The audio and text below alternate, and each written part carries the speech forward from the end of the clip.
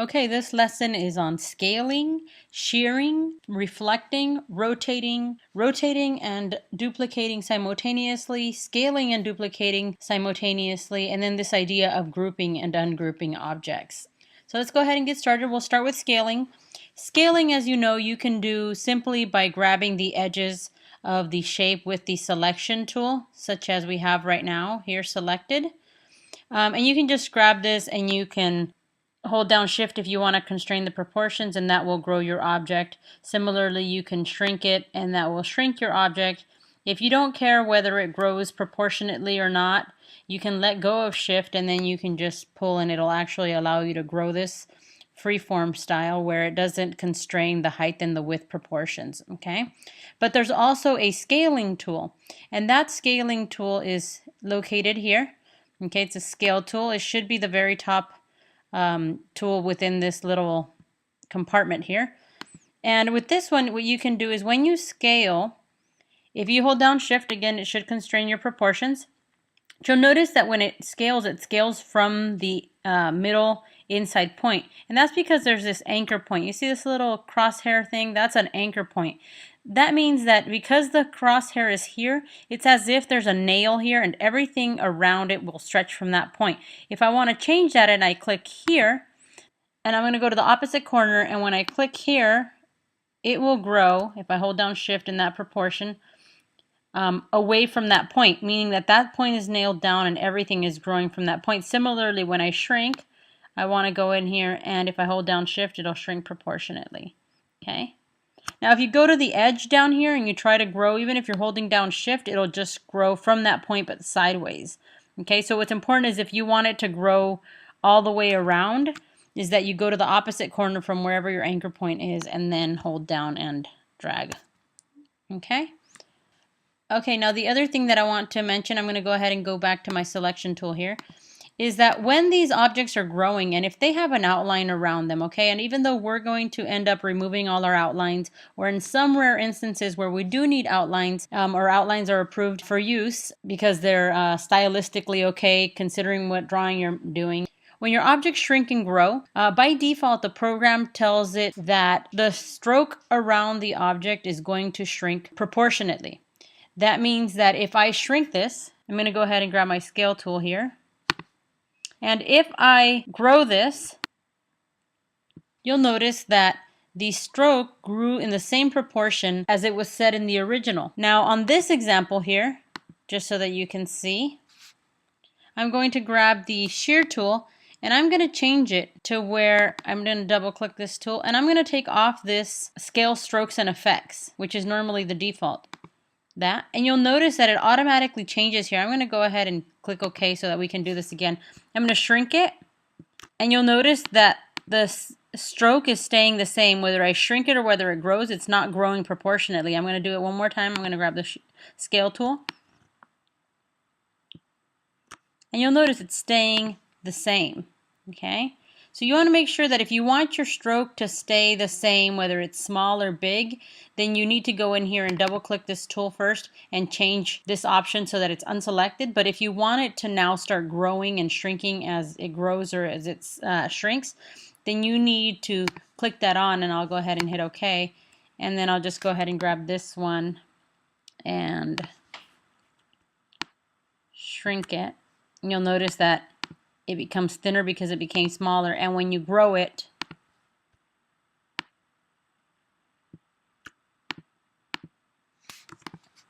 it becomes thicker as it gets bigger. Okay, I'm going to go ahead and move this out of the way. Okay, that's a scale tool. Shearing.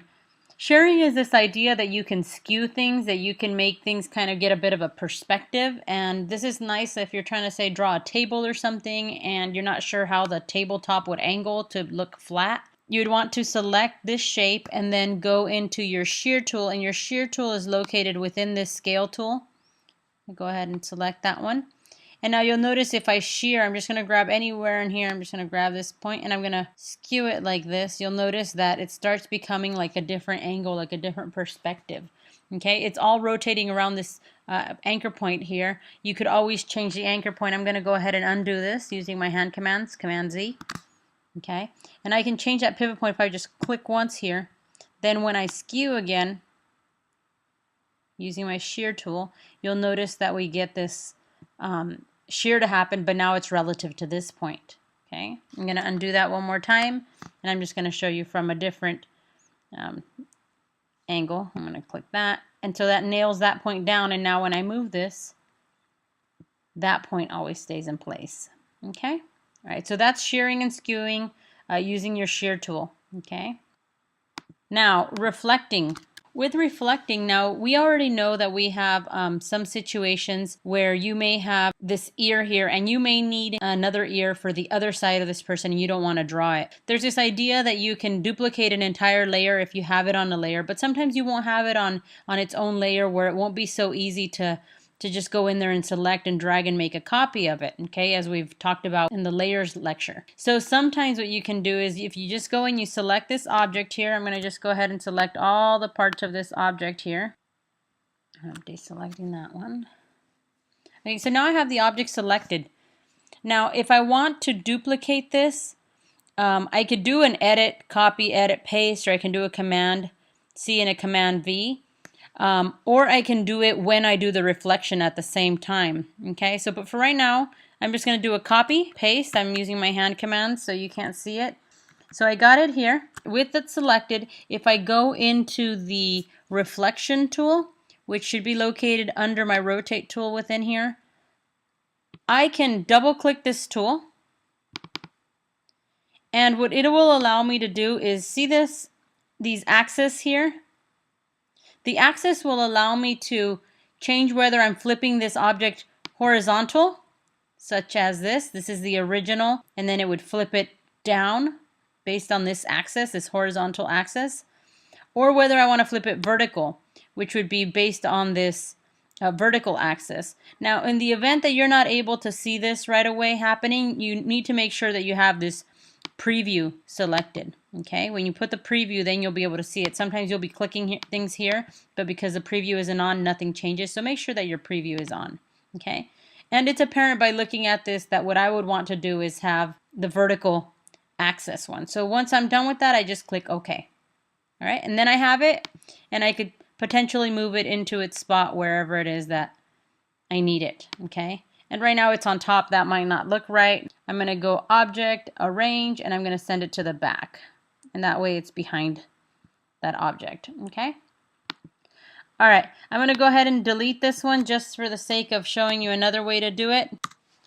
And I'm going to select that ear again. Notice I just dragged across it and made sure to only select those points so I could do it really quickly. I'm going to go back into my reflection tool. I'm going to double click it. I didn't make a copy, you notice, this time, okay? I didn't do it ahead of time. But the cool thing about the reflect tool is that you can designate a copy at the time that you do the reflection. So I go ahead and I make sure my preview is selected. I go ahead and I select vertical orientation here so that it reflects on the vertical axis. And then there's this option here to do a copy. So this will not only reflect it, but it'll make that copy for me. I'm going to go ahead and hit copy. And now it's made the copy for me. I'm going to go back to my selection tool and I'm going to move it over to the opposite side. It's still going to be on top, so I'm going to want to Object, Arrange it, and send it to the back. Or I can right click, select it, arrange it, and send it to the back. Okay, and now it's back there. Okay, similarly, another way that you might need this tool is when you need something to be super symmetrical and the same on both sides. Like say that you're trying to draw a vase. What you might want to just do is draw half of the vase and then use your reflection tool to compose the other side. And then once you have the two parts, you might just merge them. Either merge them using your Pathfinder tool or merge them using your join option, which is good if your shapes do not overlap completely. Okay, so I'm going to go ahead and select this. I'm going to go to my reflect tool. I'm going to double click it. I'm going to set vertical as my reflection. I make sure preview is on so I know that that's the other side, what I want it to look like. That's correct based on what I already have, which is the other side. And then I'm going to go ahead and hit copy.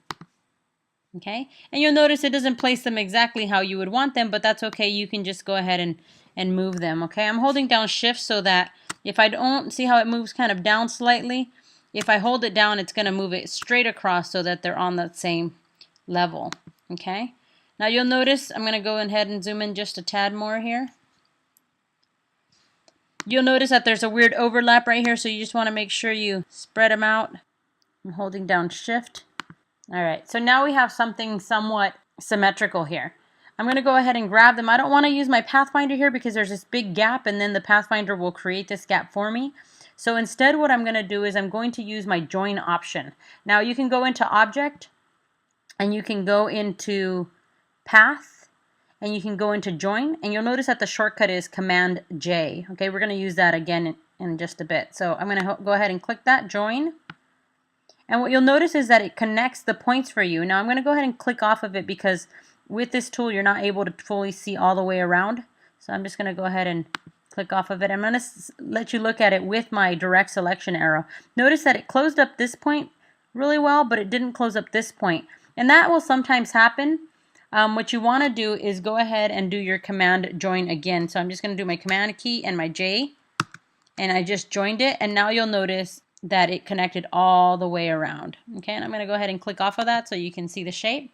You'll notice that there's some little tweaks here that aren't quite working, that are a little bit flat because they're not curved or smooth anchor points. So you could just select that point, and you could select that point. I'm holding down Shift to simultaneously select those 2 points. I know they're selected because they're filled in as opposed to these ones that are left open. Okay, so they're selected, and I can go here to that Convert Anchor Point, and you should remember this one here. I click it, and now it kind of reshaped that a little bit, and you notice that it made it a little bit rounder. And now in theory, I could go in here and grab, say, like an ellipse like this, and I could change it like this. And I'm just going to go ahead and change the color a little bit darker so it looks like it's the shadow, and I could position this and basically something like this. Okay, notice that this little lip is a little weird, and I should have probably fixed that before doing the reflection, but just so you get an idea. Okay, and that's how you would use your reflection tool when you need symmetrical objects. Okay, I'm going to go ahead and get out of here. All right, now moving on to your rotating tool. If I go ahead and I grab this tool here, I'm just going to go ahead and make this go flat, more flat. All right. I'm going to grab my rotation tool, and that one will be right here. That'll be the default actually. And if you use this rotation tool, it's basically like when you grab your arrow tool and you wait for that little indicator to tell you that you're okay to rotate, just like as if we were to do this right here. However, the rotation tool has some additional options, like you're able to change this pivot point here. Okay, and then you're also able to do other things such as duplicating, which we'll go over here. So I'm going to go ahead and just rotate so that you see what it does. Very similar to what the selection key does. Similarly, you can change your pivot point, and you can rotate by hand just by clicking, hold down, and dragging. Or you could double click the tool, and what you'll notice is that you can select the angle, the degrees at which you want to rotate, the object rotating as you're changing the degrees, and you can hit OK. All right, now rotating and duplicating simultaneously. I'm going to go ahead and move these up a tad so I have more room to work, and move these down. Okay, now with this one, as I mentioned before, we have the ability to rotate and duplicate simultaneously. Now I'm going to show you just really quickly. I'm going to click this object. I'm going to go to my rotation tool. Okay, I'm going to double click it, and I'm going to change the degrees here just slightly. And you'll notice it's rotating from that center point, and I'm just going to go ahead and make a copy. Okay. Similarly, I can then grab that again. You can double click. I can make a copy. And notice that it left the other one behind, and it's doing another one. I'm going to double click, and I'm going to make a copy. All right. I'm just going to click off of it so you see what's happening. So right now it's creating extra copies based on this middle point. Okay. And that's fine. You might want, and you'll end up with something that looks kind of like a star shape when you're done. And you can keep repeating that process. Now, if you want to, I'm going to go ahead and move this back over here. If you wanted to do the same thing, but say that you're trying to make this shape and you need it to rotate from this point at the bottom instead of from the center, what you would need to do is select your rotation tool. And instead of just changing that to here by clicking on it and then going and double clicking your rotation tool, you don't want to do that, because even if you do that and you double click on this tool, you'll notice that by default it automatically puts that anchor point back into the center. Okay, so I'm going to go ahead and cancel that. And instead, what you need to do is when you click on that point, you want to hold down Option or Alt on a PC. And now notice that it'll give you these options to change the settings inside, like to copy and change the angle. But you also get to change the pivot point to begin with. Okay, so that's important. Make sure you hold down that Alt key on a PC or Option key on a Mac as you click the new anchor point here using your rotate tool. Okay, so I'm going to go ahead and then do a copy. And you'll notice it just did a copy. Now, if I were to go in here again and do a double click, notice by default, again, it changed it for me. And that's what you don't want to do, as I just mentioned before. So I'm going to cancel, and to show you what you do want to do, you would want to hold down the Option or the Alt key on a PC. And you would want to click that point where you want it to rotate from, and then hit copy. Okay? Now, if you keep doing that, you would end up with something that looks like this star. But the only problem is that every time you go and you click on this corner, you risk the chance of being just slightly off, where it can kind of end up messing up your end result once you duplicate, copy, paste, duplicate, copy, paste. Not to mention that it takes a lot longer. So there's this quick shorthand command, and I'm just going to ask you to remember this one. What you want to do is Command D. Command D is for duplicate. It will duplicate the last step that you did. Okay, so I'm going to do Command D. And just do it again. Command D, Command D, Command D, Command D, Command D, Command D, Command D. Okay, and what you'll notice is that you'll end up with, I'm going to go ahead and deselect off of that shape that I was talking about. Okay, now when you go in increments that are not exactly equal, you might always end up with this shape that's a little odd, and you may need to tweak the color on that one, and that's fine. For this one, it wasn't as apparent because it's not as many overlapping shapes. Okay, so you might end up needing to create a slightly smaller shape here to either cover it up, or you might need to change a gradient to make that less apparent. Okay, and that's how we end up with something that overlaps like this. All right, now similarly, now going back to the scale tool, okay, just as scaling here, you can do the same thing. You can scale something and make it go upward, you know, in size, and duplicate it repeatedly. Okay, so I'm going to go ahead and grab this shape here. And I'm going to go back into my scale tool, and that's here. And again, if I just go in here and I double click on this tool, it'll keep the anchor point from the center, and I can change how much larger I want to make it or how much smaller I want to make it. And if I say that it's 100% and I do 150, okay, it'll make it bigger. And notice there was a copy that was a little smaller in here, okay? So I'm just going to do a copy. And notice it did bigger. And now if I were to do Command D, Command D, Command D, it would keep repeating that shape. Now I'm going to go ahead and undo that. All right. Now, similarly, I could change the pivot point here, okay, where it starts from. And I'm going to go ahead and click Alt on a PC or Option on a Mac while selected on the scale tool. All right, notice it stays here. Notice I am on my scale tool. And here now, when I say make it 120% bigger, for instance, and I do the preview, it's going to grow from that corner. So I'm just going to do a copy so you can see. And then I can do Command D, Command D, Command D, Command D, Command D, Command D, Command D. And it's going to go from that corner from where I set that anchor point. Okay? All right, so I'll go ahead and I'm just going to move this out of the way. I'm actually going to shrink it so that it just stays under its heading. And now this idea of grouping and ungrouping. So when you end up with something like this, now initially when you create it, you might not create it on its own layer where it's really easy to just go ahead and, you know, drag it and create a copy. Or sometimes even if you do have it on its own layer, you don't, once it starts being on a background and it starts getting cluttered and you select this, but it selects a whole bunch of objects behind it where it won't be that easy to just scroll across it to grab it, or you don't want to go and grab it by its layer over here. You can do this stuff called grouping, okay?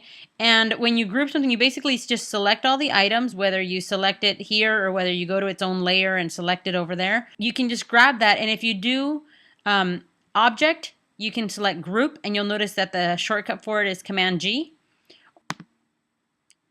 And you'll notice now when I click off of it, as long as I'm with my black arrow, my selection tool, If I click on it, it'll grab all the pieces so I can easily move them, okay? Now there's going to be times where you need to modify this and you're not going to want to have them all together like these that are grouped.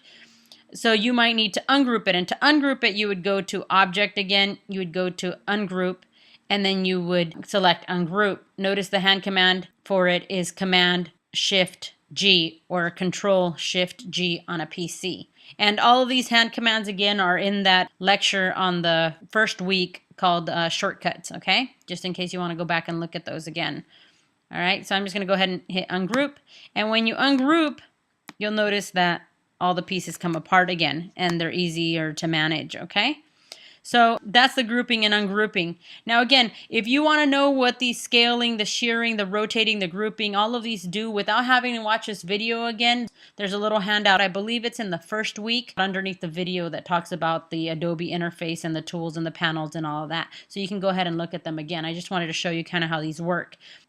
All right, this concludes your lesson on scaling, shearing, reflecting, rotating, and grouping and ungrouping, as well as duplicating. If you have any questions, iled@hawaii.edu or 808-343-9565.